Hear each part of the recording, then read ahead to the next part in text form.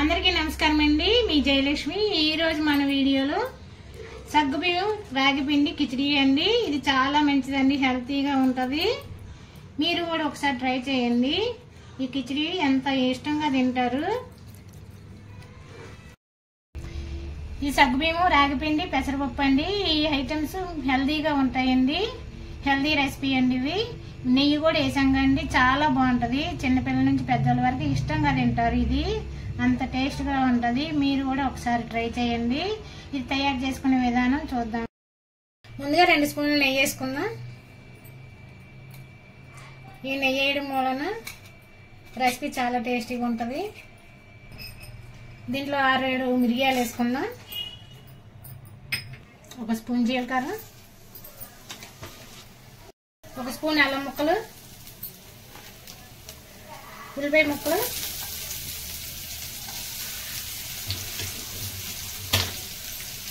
దొరగా వేయించుకున్నాము.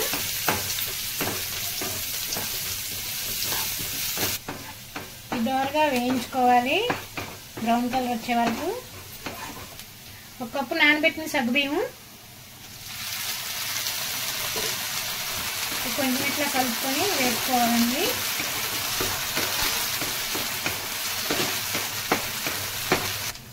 ఒక కప్పు పెసరపప్పు అండి, ఉడకబెట్టింది ఇది. ఈ పెసరపప్పు సగ్గుబియ్యం చాలా ఒంటికి హెల్త్గా ఉంటుందండి, హెల్తీగా. ఇది కూడా కొంచెం ఎనగాలి. రుచికి సరిపడా సాల్ట్, చిటికెడు పసుపు, కొంచెం ఇంగువ,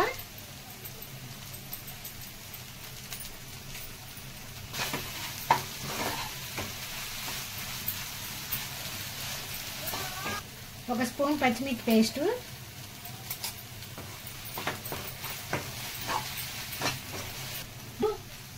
వాటర్ వేసుకుందామండి.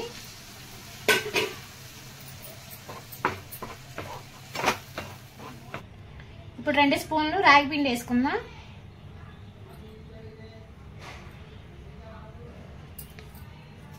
కొంచెం వాటర్ పోసుకొని కలుపుకుందాం.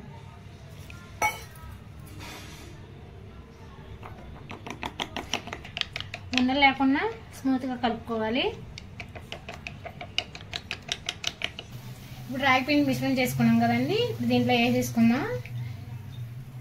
సగ్గుబియ్యం రాగి పిండి కిచిడి అండి, చాలా బాగుంటుంది. హెల్త్కి కూడా చాలా మంచిదండి. ఎందుకంటే పెసరపప్పు, రాగి పిండి, సగ్గుబియ్యం కదా, చాలా బాగుంటుంది టేస్ట్. మీరు కూడా ఒకసారి ట్రై చేయండి.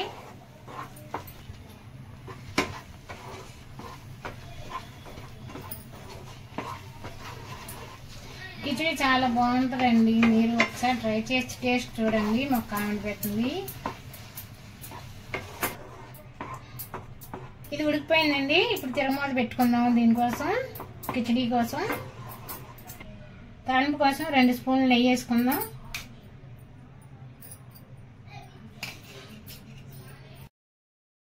కిచిడికి నెయ్యి వేయడం మూలన మంచి టేస్ట్ వస్తుంది, చాలా బాగుంటుందండి.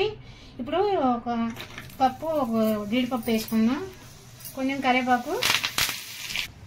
ఈ తాలింపు దీంట్లో వేసుకుందాం అండి.